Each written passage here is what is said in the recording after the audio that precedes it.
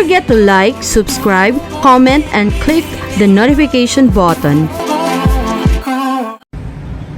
Hi everyone, I am Dr. Larissa Gata, a sociologist, forester, and educator. In this video, I will be sharing with you my Bakuna story.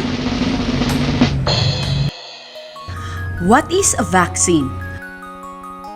A vaccine is a substance being introduced to the body to stimulate the immune system to produce antibodies and provide immunity to specific disease. Vaccines teach our immune system how to create antibodies that protect us from diseases. It is much safer for our immune system to learn this through vaccination than by catching the diseases and treating them. Once our immune system knows how to fight the diseases, it can now protect us for many years. When COVID-19 pandemic crashed our normal lives, we prayed so hard for the vaccines to come and rescue us from this COVID-19 pandemic. And now that it is here, a lot of us got lost at first on what to do and which way to go.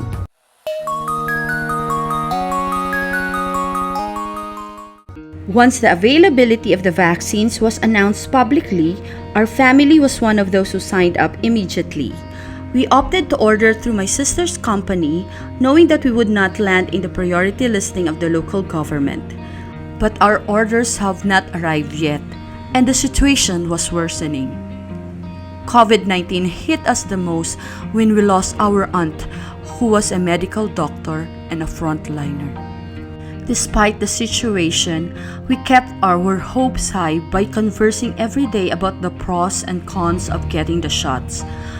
My mom was hesitant about getting the doses due to her age.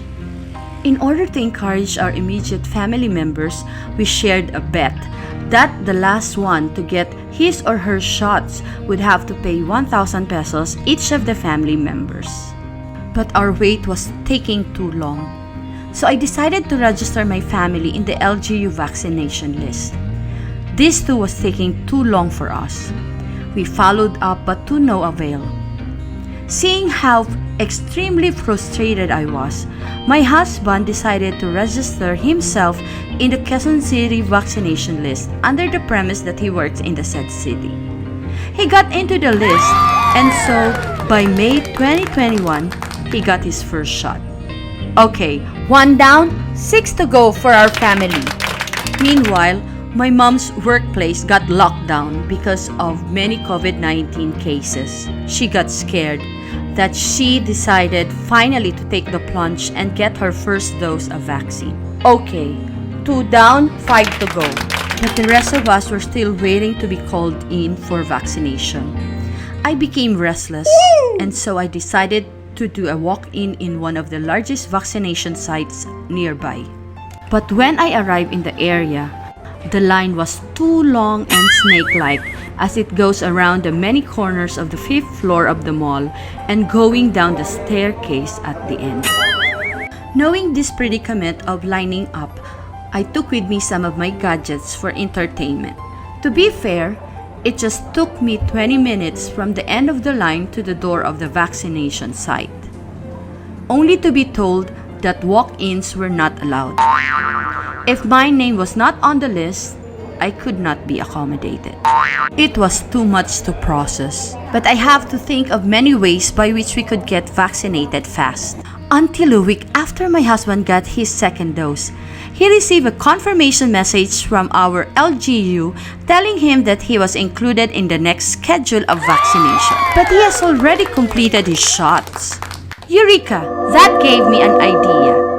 I would ask the City Hall if I could replace my husband in his scheduled slot because we live in the same household anyway.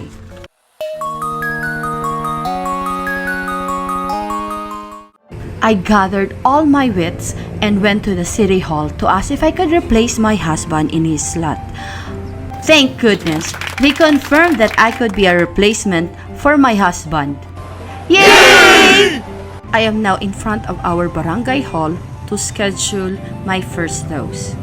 They said yes. Wow. And all I needed to do was to like the FB page of our Sangguniang Kabataan, which organizes the scheduling in our barangay, and wait for its post in its FB page. Okay, let's see if I got it. Yes, my name is right there. This is it. As advised by my mom, I slept early last night and I ate heavy breakfast for today's vaccination. Yay! We are now at the Robinson's parking area, and I'm patiently waiting for my turn at the queue. The vaccination site is in the 3rd floor.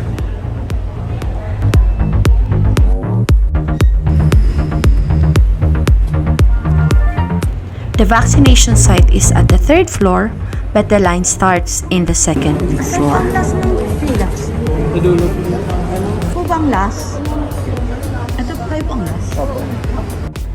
Okay, let's take a look at the waiting area here at the 2nd floor in the Robinson's Forum.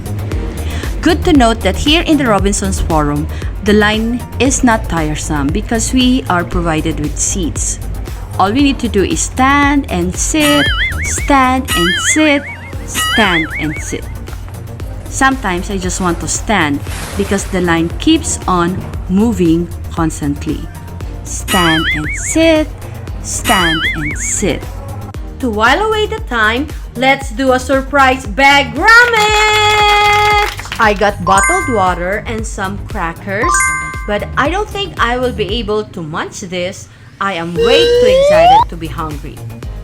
Now let's see what's inside my big tote bag. Okay now, surprise! I have here my white bean po or face towel, my ever-reliable red wallet from my friend Lisa. I also brought my notebook so I can jot down whatever random thoughts that come to mind while I am standing here. My hand sanitizer, my face mask pocket, courtesy of my sister Josh. This is where you put extra face mask so that when you soil whatever you are wearing, you can replace it. I have my facial tissue, of course, and my registration documents for my vaccination today. Let's see the other things I brought with me. Oh, my wet brush. It's a very good hair brush. For my eyeglasses, my carrot key, my hard-working paper wallet na sira na. This is where I put my paper bills. Sirang-sira na siya pero di bale, marami naman siyang laman. Wow! Let's see my inside pocket. I don't know what I put in here. Oh, mga barya-barya and resibo. Wow. And then on this side, I have lots of ball pens. I'm a teacher. And my spare cell phone. Oh, this is not a ball pen. This is my eyebrow pencil. Because kilay is life. My favorite ball pen, M&G. Alright, on the other side pocket, I also have a lot of things. This is my registration card for my progressive lenses. Oh, this one is my barya-barya for tips and taxi fare. Well, that's it. This is my instant surprise bag rummage for you while I'm waiting for the line to move again. Since the vaccination area is already open, we constantly move from one set of seats to another. In the Philippines, the malls usually open with the national anthem. This mall opens at 10 a.m. with this tradition.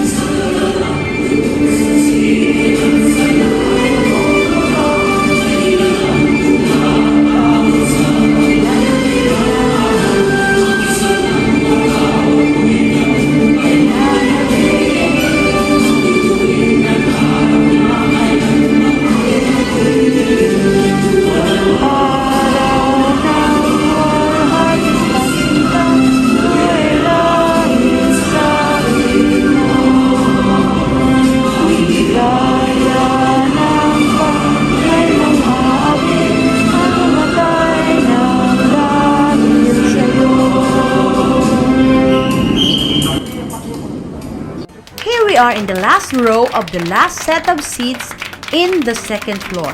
How complicated is that, huh? As complicated as it sounds, it is also well organized, and I'll go for that. And we are sitting down rather than standing up in a long queue. I think that's great.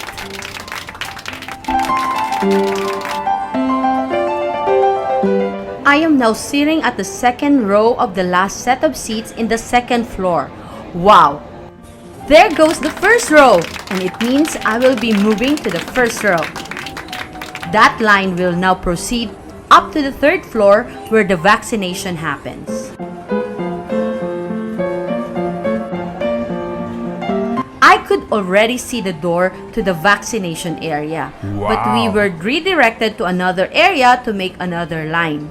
I'm not complaining because I know we are just a few steps away from the vaccination area.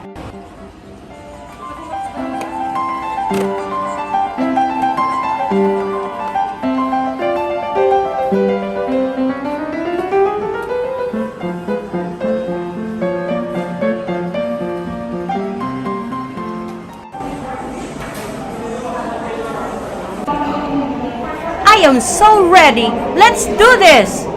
From where I am sitting right now, I can have a peek at the busy vaccination area inside these glass doors.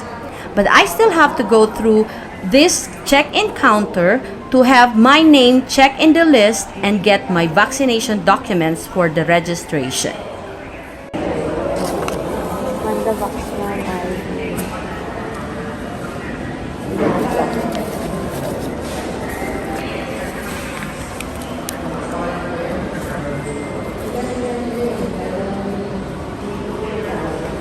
Larissa.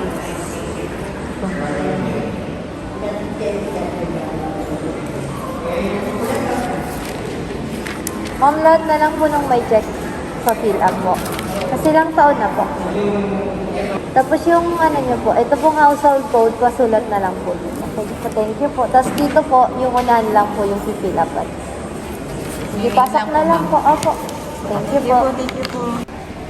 Finally, I am now inside the vaccination area and I just needed to fill out these forms.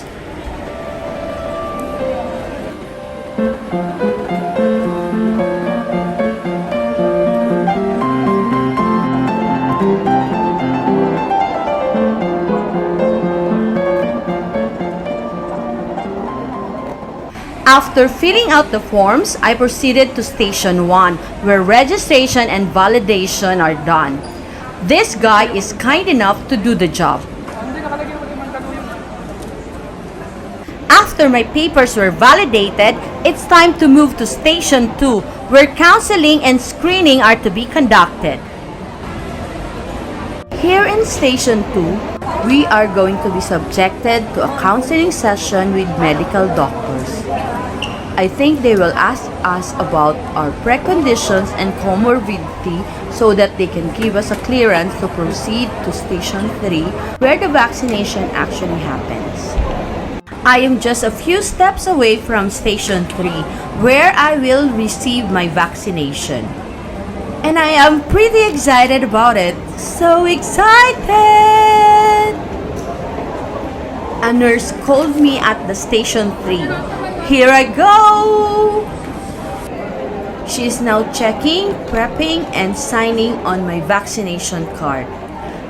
I already asked her permission if I can video my vaccination, and she said yes. Here it is! On my left arm, she will inject my first dose of the COVID-19 vaccine. There, just like that. Ta-da! I'm vaccinated with my first dose. Thank you so much. I have here my vaccination card all signed up and ready for the next dose of COVID-19 vaccine. I am so thankful. Thank you so much. Especially the Mandaluyong City LGU and the Sangguniang Kabataan of the Barangay Highway Hills. You are the best people in the world for giving me a chance to be vaccinated right away. So my next vaccine dose is due on August 4th. Wow. Of course, I will make a vlog out of that. Here at Station 4, the last station, I was instructed to observe myself of any adverse reactions to the vaccine. Maria Larissa, Lelu, Gata. Waiting for 11:45. to finish my observation period. If I don't feel anything, I can go home and have rest. So right now, I don't feel anything. I I just felt the middle. That's it. Okay, so it's just 11:32, so I still have to wait for 12 minutes before I can go. Alright. My experience in the COVID-19 vaccination is quite awesome. I did not feel threatened or afraid. I was excited, in fact. I really wanted to have my vaccination, and I thought I would be getting AstraZeneca because that was what the municipal personnel told me. But coming here to this venue, I got in the Sinovac. That's fine. It's another. For as long as I am vaccinated. My husband was telling me last night that I should be careful with AstraZeneca because it's very harsh. That getting a Sinovac right now is a little comfortable, knowing that my relatives had already had this vaccine and they did not feel anything at home. So I would be fine. I think I would be fine. It's the first thing I noticed about the vaccination was that I feel some lump on where I had the vaccine. So here I am. Alright, so there's like a lump. Maybe 2 centimeters, 2 mm. I don't know why, but there's a lump. So after 15 minutes, I did a self-evaluation. I assessed the condition of my left arm where the vaccine was injected. I did not see any soreness or redness. And then I assessed how I felt during that time. And I did not feel any headache or dizziness. So I think I'm good to go. I decided I will not go back to Station 4 and just proceed to go home and take a rest and be thankful that I got my first dose of the vaccine.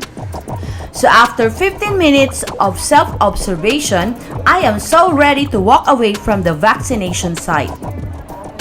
I felt victorious knowing that I did something significant to protect myself, my family, and all the people I will meet against the COVID-19 virus. I'll see you in my next vlog.